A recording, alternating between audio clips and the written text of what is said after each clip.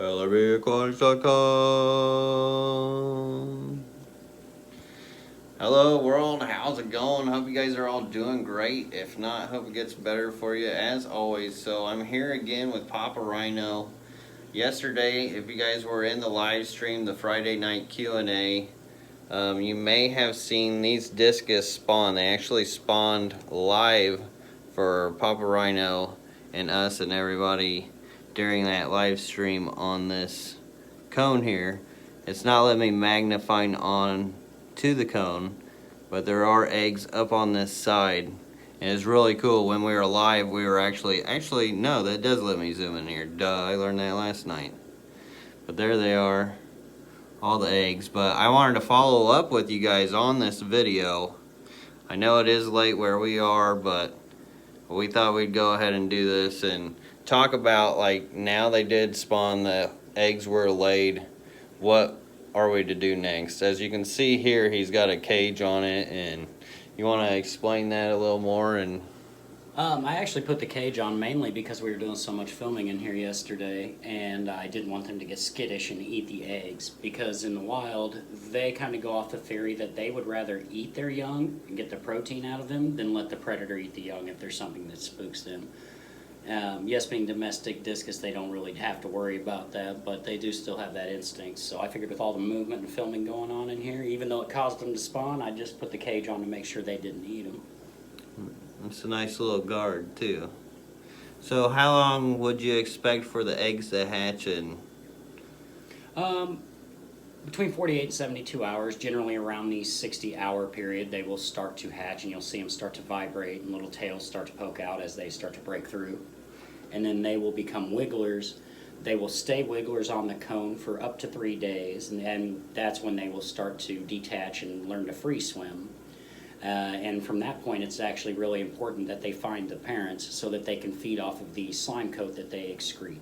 So you wanna wait and they'll detach off of this first, so they'll kind of wiggle on that for how long? For a couple days. Days, okay. Basically as they absorb the egg yolk sac. Okay. Very interesting. And then that's when they go off. Once that's absorbed, and then they go find the... Yep. Because as you know, like with angels and many other fish, as they still have their yolk sac, they're sticky, so they just kind of hang there, do their thing. Very cool. And then how long would you leave them attached? Like, for instance, we'll show you guys what that looks like over here. These guys actually have some babies with them. I'm not going to get too close because they're really territorial with them, which is good for the parents to be like that, right? Yes. It shows good parenting behavior. Yeah, you guys can see they're actually hanging on the cone a lot. Is that common? Yeah, they just started free swimming yesterday and started attaching, so... So they're now detaching from the parents then? Yeah, they'll kind of go back and forth. Okay.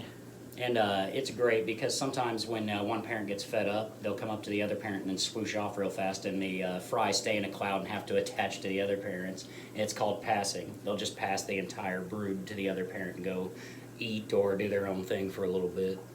And how long do you actually keep the fry in with the parents? The longer you keep them in with the parents, the faster they grow. It's kind of the same concept of breast milk in a human or a cow or anything like that. The mother's milk's going to help them grow faster, better, longer. But 3 to 4 weeks is about the average. I usually pull about 3 to 4 weeks. If you go any longer, they can start picking sores onto the parents, eating too much because they are taking bigger chunks now, bigger mouths. Okay, yeah, so parents they will could get start causing irritated damage. and start kind of bullying the fry too when they get real irritated. Very cool. And yeah, you see, they're not happy about us. They're like, what are you doing here? And he actually had quite a few spawn off since last night. Like, these eggs on the wall here are brand new. They were not here yesterday. They look really healthy. He looks like he might be getting hungry though. And you just feed these guys twice a day to kind of keep them from eating the eggs? Yep. And also, you had more in here too, didn't you? Yeah, this tank right here. That's why they're kind of blocking your... Yeah, he's guarding them. He's like, you can't see them. Right behind him, some more. Right where she's staring at. Bob Kaler said, so we can't eat them. I mean, you probably could. Be some good caviar. Man, I might give you a discus just to watch that happen. Yum, yum. But yeah, very cool. So anything else, like any other advice or pointers for like after they breed? Like what they should do next? A lot of patience, but after they breed, it's really up to the parents. It's entirely up to the parents. This is one of the few fish where they require the parents to survive, since they eat the slime coat. So you have to have patience. You will have some pairs that will take a year to get it right. Spawn after spawn, they'll eat the fry, they'll eat the wigglers, they'll eat the eggs, something will spook them, and the fry won't attach. There's a bevy of things that can go wrong. It's patience, learning your fish, working with them, all of that stuff. They'll never get it right the first time. Very true. And your water changes?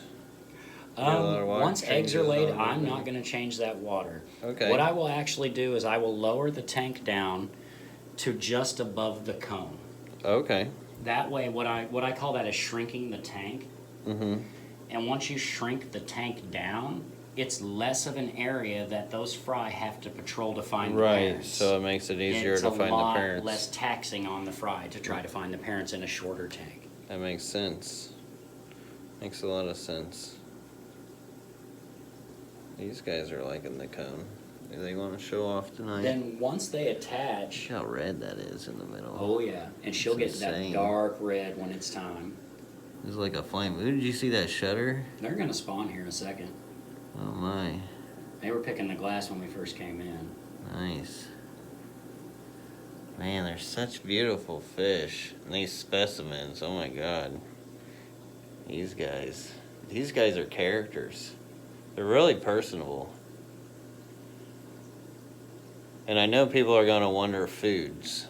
So once you do wean them off the parents, what are you normally going to Baby brine shrimp. start feeding them? Fresh hatched baby brine shrimp is one of the best sources.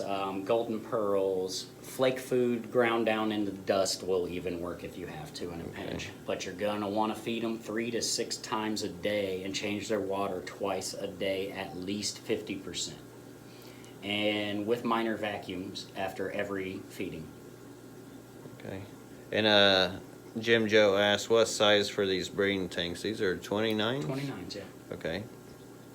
29 highs. Caleb Pittman asks, am I going to be at the Maasai auction tomorrow? I am. And wishes me safe travels. I am. And hopefully I'll see you there as well. Should be interesting. That's why we can't be on here too late tonight. But did want to follow up with you guys on what to do after the discus have bred and how he does it.